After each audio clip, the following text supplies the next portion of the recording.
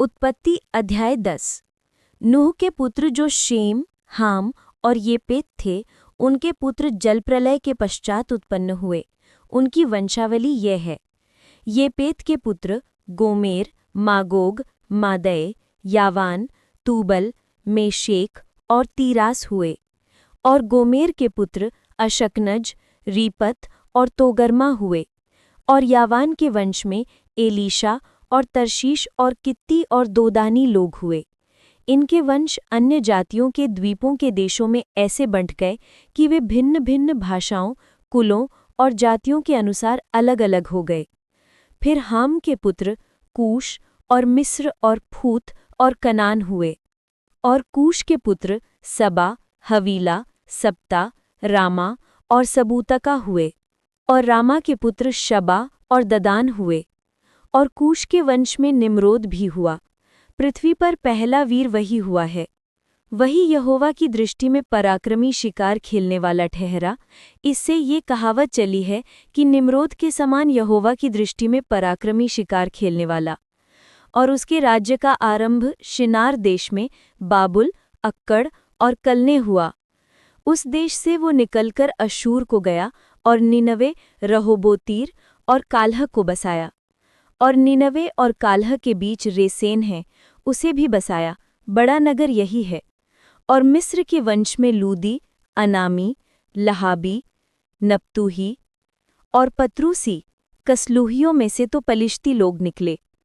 फिर कनान के वंश में उसका ज्येष्ठ सीदोन, तब हित और यबूसी, एमोरी, गिरगाशी, हिव्वी, अरवदी, समारी और हमाती लोग भी हुए। फिर कनानियों के कुल भी फैल गए। और कनानियों का सिवाना सीदोन से लेकर गरार के मार्ग से होकर अज्जा तक हुआ। और फिर सदोम और अमोरा और अदमा और सबोइम के मार्ग से होकर लाशा तक हुआ। हाम के वंश में ये ही हुए। और ये भिन्न भिन्न कुलों, भाषाओं, देशों और जातियों के अनुसार अलग अलग हो गए। फिर शेम, जो सब एबेर वंशियों का मूल पुरुष हुआ और जो येपेत का ज्येष्ठ भाई था, उसके भी पुत्र उत्पन्न हुए।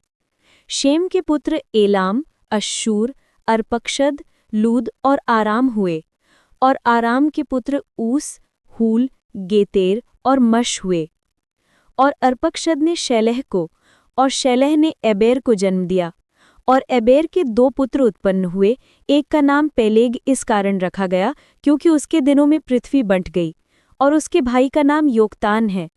और योक्तान ने अल्मोदाद, शेलेप, हसरमावेत, तरह, यदोरवाम, उजाल, दिक्ला, ओबाल, अबीमाएल, सबा, ओपीर, हवीला और योबाब को जन्म दिया।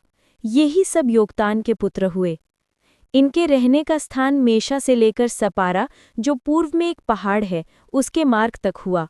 शेम के पुत्र यही हुए। और ये भिन्न भिन्न कुलों, भाषाओं, देशों और जातियों के अनुसार अलग अलग हो गए। नूह के पुत्रों के घराने यही हैं और उनकी जातियों के अनुसार उनकी वंशावलियां यही हैं। और जल प्रलय के पश्चात पृथ्वी भर की जातियां इन्हीं में से होकर बट गई।